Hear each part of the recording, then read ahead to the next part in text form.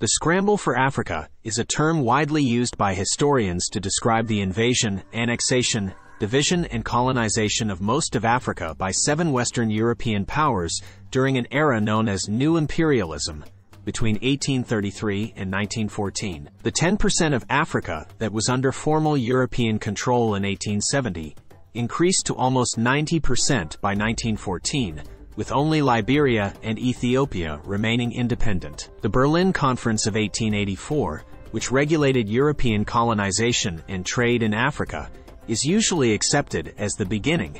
In the last quarter of the 19th century, there were considerable political rivalries between the European empires, which provided the impetus for the scramble. Hello, welcome to my channel, and make sure to subscribe, like, and share.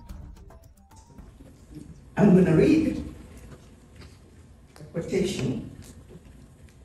The first one is from Marcus Garvey, because we are going through a very interesting time, not only as continental Africans, but as black people around the world.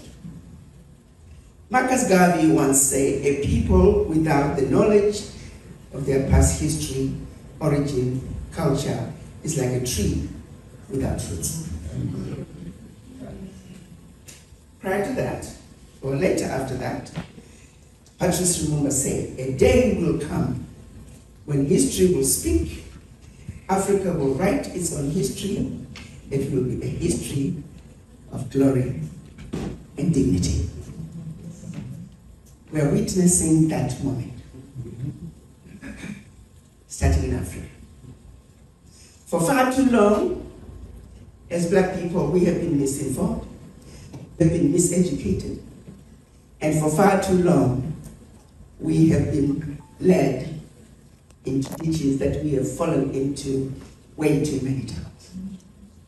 However, when we look at what is happening in West Africa today, you look at Niger, you look at Burkina Faso, you look at Mali, you look at Guinea, you look at what Chad is trying to do. Not so sure about what's happening in Gabon, but the time has come where the children of Africa are finally realizing that what we have been told, what we have been informed as our problem, is really not our problem. Quite often we were told, oh, it is a leadership issue. Yes, I do agree that leadership is important. But let's also look at that leadership issue. Let's understand the whole situation in its totality. Because they only want to throw us a shiny object.